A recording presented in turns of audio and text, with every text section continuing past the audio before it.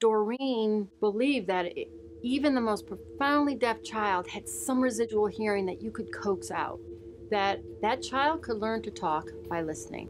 The training that she gave me is the ability to hear, to listen, and to speak. Mom's greatest accomplishment was her vision to see that children born deaf and hearing impaired could learn to listen and talk.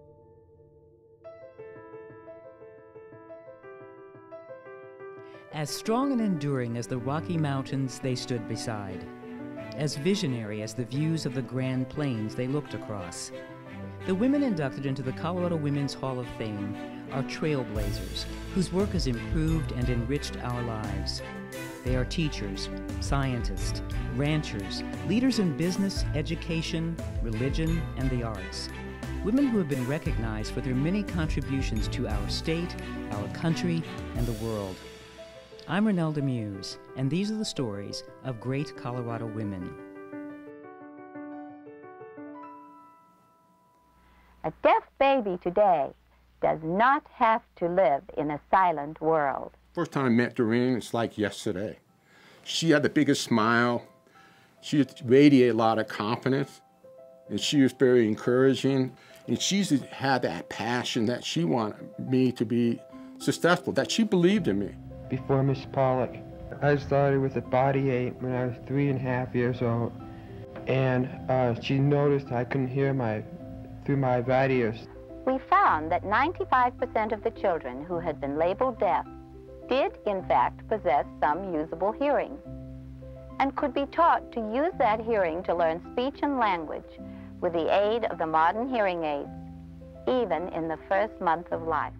People in those days believed that hearing aids were only for old people, not for children. When I was about 10 years old, I got ear level behind my ears. It's really great for me to play football, basketball, all sports.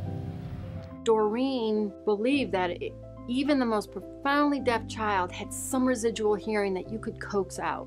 And once you did that and started developing that auditory center in their brain, that child could learn to talk by listening. If we can do that, then they should be able to learn spoken language just like their peers who don't have any hearing loss. That's what you do when you're a baby, identifying sounds and listening. Learning spoken language when you're deaf and not developing listening forces you to rely on the visual. Basically one option. Your child's deaf, then they need to learn sign language. A couple things happens with that. One is that you don't articulate in a natural way because you can't hear the sounds. The other is academics are a struggle for two reasons. One is, what's reading? Reading is breaking down words into their individual sounds. If you don't know what that sound is, it's very difficult to be a competent reader. The second is, research has shown us that up to 50% of what a child learns as they're growing up is through incidental listening. So if you can't hear those conversations, think about all that learning that you're missing out on. Back then, they just put kids who had hearing loss in deaf and blind school without giving them a chance to be successful. You can't communicate with normal people, You can't get a job that anybody can do, I mean, there's no way you could get a job with a silent language. An accoladic approach is designed to train that remaining hearing to its fullest potential. She said, we're not training the ears to hear, we're training the mind to interpret what the ears hear. She was a pioneer of this. Nobody had ever done this, teaching kids to speak and to hear. That was unheard of. The therapy teaches them that sound has meaning, and once they start to make those connections and start to be able to pull out the individual sounds in their environment, that's when they can start to learn to talk by listening. My mom said the first time they put hearing aids on me, she said, your eyes just lit up. It was just all this sound was coming to you, and you were trying to figure out where the sounds were coming from. Oh, what can you hear?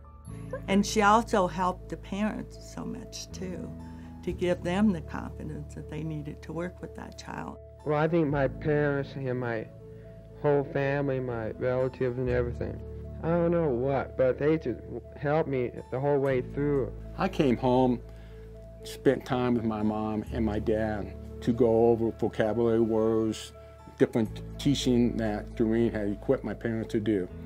And by her leadership to provide that to my parents helped me to be successful. Doreen brought the parents into the therapy sessions. That was something very new and different. So mom and dad have to take an active part in training of that child. She had to do a lot of convincing because my parents had no finished product. They had nothing to look at and say, this is how your child's going to turn out. They just had her word that I was going to be okay. This program was very unique. The therapy was individual. It was Doreen and the child. You weren't learning in a group. You were learning individually. It's a big old clock. She would cover her mouth while she's working with you. Why does she cover her lips up? And that was to keep me from lip reading. She made me listen. And then she used flashcards. And on these flashcards were pictures. Like an apple or a ball, and made me listen to the sounds of it, of the words that associated with the picture. If I didn't say them right, she would correct me. I was able to associate the words and the picture as being the same thing.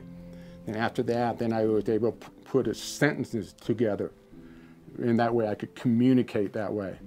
Because a child is constantly challenged to listen and respond to sound, he gradually overcomes his original handicap, and sound becomes part of everything he experiences and learns.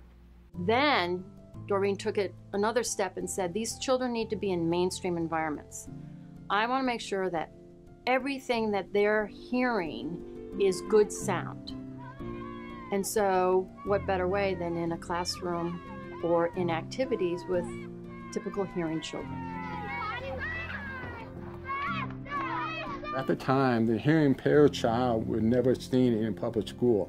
She gave so many children the opportunity to be in a normal hearing world. Are mainstreamed in their education. They can play musical instruments, they can be in the choir, they can learn to dance. Their activities are no different than their hearing peers, and their academic performance is no different than their hearing peers. So that, on an individual level, is just an amazing accomplishment. Doreen Pollack got the teacher involved as well as my parents. She always told the teacher, make sure you're standing in front of Linda when you're talking, so then she can understand what you're saying and understand the things that are going on in the classroom. The teachers understood what my hearing loss was about and what it was and how they could work with me in the classroom.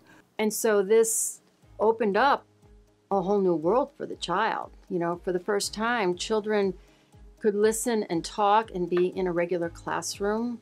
It was amazing that this was possible. So Miss Pollack did something that was very revolutionary. Learning to listen was the pathway to speech. And she was right. The science is only now catching up with what she knew intuitively. Molly, how are you doing at school these days? It's all right. Molly, I hear you went to a different kind of camp this summer. Where did you go? I went to a camp called Rocky Mountain Soccer Camp. Mom became well known once her book was published. It was the book used in all universities and internationally, and so I think people started wanting to come learn from the master. My mom never did what she did for the purpose of getting recognition. She had a totally different drive, and that was to really help people. She helped kids to learn to listen and speak because she never gave up on us. My mom was born in Birmingham, England. Birmingham was a fairly large industrial city in the middle of England, and she grew up in a very large, loving, supportive family. My mom, being the oldest child within her family was looked up to as the leader. She loved leading all the kids in various activities. So she used to figure out ways that they would put on talent shows or little plays. She was very creative always and loved theater, reading. Maybe she didn't realize it at the time, but I think that was all part of her makeup, was that she was going to be a leader in something. She actually got into high school early and was 16 when her high school principal took Mom to Children's Hospital and showed her the speech clinic. At that moment, she knew that was what she wanted to do. There was one program for speech therapy, and it was in London, and so at 16 and a half, she went to the University of London. That was right kind of at the beginnings of what was going on leading up to World War II. In the war, she said, "I'm not going to bomb shelters. Those are claustrophobic. If I'm going to get hit by a bomb, it's just going to happen." And it really gave me a perspective of her fortitude, which was, yeah, this is going on, but I'm going to deal with it and go on with my life. But in her second year, they started digging trenches in London. She had to move out of London. They evacuated most of the young people out of London. And she went north and taught in a small town. And that's where she found a clinic and started working with children. She was helping people with all kinds of speech problems, stuttering, or adults who had had strokes. She did get back to London, and that's where she met my dad. My dad was German, and he'd escaped, actually, through Czechoslovakia to the coast, and I think he had an uncle in London, and so he came to London, and they were in boarding houses next to each other, and they met and fell in love. After the war, London had been bombed pretty badly, and I think they were both ready for a new start. One day, my father came home with 2 one-way tickets to the U.S. and said, "I'm going. If you want to come with me, I have a ticket for you." It was hard to keep in touch with people, so she knew she'd be leaving her family when she came to the United States. I think it took some time, but eventually my mom decided, yeah, that would be the right thing to do. My parents came to America in 1947. They were living in New York, and my mom initially actually worked in an insurance agency selling insurance, and my dad was working as an engineer. But my mom eventually went to work for Columbia Presbyterian Hospital in doing speech therapy. And I came to the United States as a World War II bride. And there I worked at Columbia Presbyterian Medical Center for the Dean of American Otology. At that time, she got more involved with hearing aids. They were just coming into existence. And she was involved in trying to fit hearing aids on children who were born deaf. And he gave me that assignment. Find out how soon we can test these babies, how soon we can put on a hearing aid, and what are you going to do then that's different from what everybody does now, which was to teach lip reading or signing. Mom started working at New York Hospital, and then she and Dr. Fowler started a preschool program at Columbia Hospital, and then they decided they'd take it further and started a speech and hearing clinic at Columbia Hospital. My dad lost his job because the company he was working for went out of business. They didn't have many belongings because you couldn't take that much. And not soon after they settled in, somebody robbed their apartment. And he and my mom had just had their first child, my brother. They decided they didn't really want to raise a family in New York. It was just sort of too crazy. So then my dad got on a bus and went across the country and came back. He said, "I'd like to move to Denver, Colorado." He fell in love with Colorado because of the mountains. And she said, "I think that's a good idea." She saw the potential because it was smaller and it would be a great place to raise a family, and she loved the mountains too. off they went to Denver, Colorado. Unfortunately, when my children were little, I came to Colorado and caught polio and was paralyzed from the waist down. Mom got polio and was in an iron lung. They told her, you'll never walk again. And she said, yeah, watch me. It took me about 4 years to learn to walk again without crutches or canes or wheelchairs. Just worked and worked and worked, and of course she did learn to walk again. She didn't focus on what she had lost. She focused on what it was possible to regain. I learned from that experience that you don't have to live your whole life limited by a handicap. A handicap can be overcome. Living in Colorado impacted her life in many ways. You know, it was small enough that if you wanted to do something, you could do it. Eventually, she went to the University of Colorado Hospital, and she began doing speech therapy with Marion Downs. When all my children started school, I decided I would like to go back to my profession full-time. A doctor I knew said, well, is there a speech and hearing clinic in South Denver? And I said, there isn't one except one at the university where they're training students. No, he said, I don't want my patients to go to students. Why don't you start a clinic?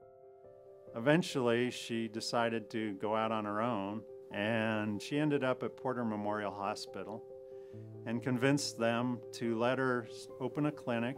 At Porter, she wasn't just teaching children. She was also doing stroke therapy, stuttering, teaching people to talk again with a tracheostomy. How wonderful of Porter Memorial Hospital to give her the opportunity to develop her therapy method. When Doreen was developing this program, it was at a time where no one thought that anything could be done for a child with a profound hearing loss. You know, the hearing aids just weren't strong enough. She came up against so many obstacles. As a woman, of course, it was difficult to be a pioneer. For a long time, professionals didn't believe that even though she had good results, that this was really something that could be accomplished universally. And it was very difficult for her to break that thought process. I remember her saying that pediatricians and the doctors in the field were often the most difficult to convince that there was another way. There was the whole educational community that said, no, these children need to go to a separate school. They need to learn how to sign and lip read. And she fought that whole community. She really had to push her way into the medical community and say, I have something that works. Eventually, she was able to convince enough people that let's try this. There's nothing to lose. It's my opinion that this child should be referred to the audiologist for habilitative measures. One of the things that Doreen was able to demonstrate was that this was reproducible. And it's one thing if one therapist could get great results from these children, but could every therapist trained in this therapy method, could they also have the same results? And the answer is a resounding yes. It was just that drive and belief in herself that led her to be able to do that. The difference between my approach and the deaf educators is that I believe unless we prove that they have learning difficulties, the brains of the deaf child are as normal as the brains of a hearing child. That is, they're pre-programmed to learn spoken language. In the 70s, she began to travel to various conferences to give speeches. Professionals would want to actually hear from her directly. And they opened clinics where they were. She just had that confidence and that ability to reach out and help these people. Some of the parents came to me who were very pleased with the way their children were progressing. And they said, you know, there are parents who can't afford this or don't have the insurance. And they were so impressed with the results that they wanted to make the therapy available to all children who were born deaf or hard of hearing. Well, a few of those parents got together and formed the Listen Foundation with me. And we've raised a lot of money to pay for hearing aids, and they're now raising money for cochlear implants, and so on. We've raised a tremendous amount of money to help pay for therapy. The Listen Foundation has advocated Doreen's methodology for close to 50 years now. And I don't know of any methodology that is 50 years old and there hasn't been any tweaking to it. No changes have been made to her principles, which is astounding. And the fact that I did it differently, that I can't explain, except my mind told me once I'd had a baby and watched my own child learning to listen, learning to talk. I knew that we went on the right track when we taught them to look, lip read, and sign, because that's not what communication, normal communication, is about. And I realized that we were doing things wrong. They knew how to look. They knew how to wave their hands around, but they didn't know how to listen. They didn't know that sound had meaning, and it was important to us. She gave me the tool to be successful. In other words, she gave me the tool to listen, to speak, to hear, to communicate. She gave me all that tool to be there. She created an atmosphere for these kids that the sky was the limit.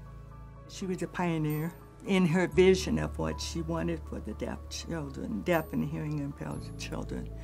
She just had that confidence and that ability to reach out and help these people. And so I think what she would like people to know, that one person can make a difference, that if you have a vision and you have a passion, follow it, because you can make a difference. You can make a difference to so many people. And she made a difference to people really all over the world. She got knocked down a few times, as they say, but she always managed to get back up and continue on. Mom had an inherited kidney disease. Polycystic kidney disease, or PKD. They said you'll lose kidney function, and eventually she did. I think for her, just that time away from doing the things she would rather have been doing was a struggle. She waited as long as possible to start dialysis because she knew once she started dialysis there was no going back. Later in life, she suffered from macular degeneration. It was, I think, one of her hardest diseases to have because she was such a writer, such a reader, and it really made it hard to do that. Throughout her life, I would say she had this drive and determination and focus that allowed her to overcome things that most of us would not have done. She was an advocate for the deaf people, that she was wanting to help them to be all that they could be. At the end of her life, she said, "I've led a very full life, and I feel very comfortable in what I've accomplished." She gave us hope. At the time, there was no hope.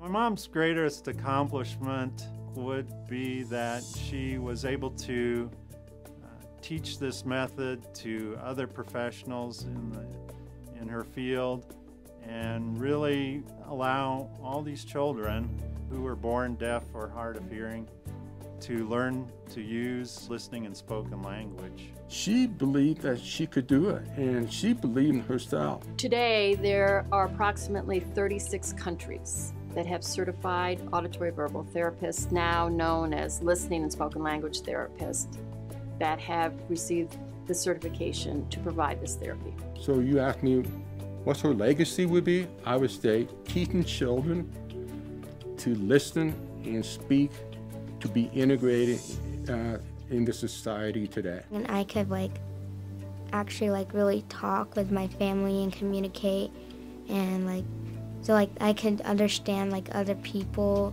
and make friends and be just like a normal kid. She loved watching the kids grow up and graduate from high school. She'd graduate from college, get married, have children.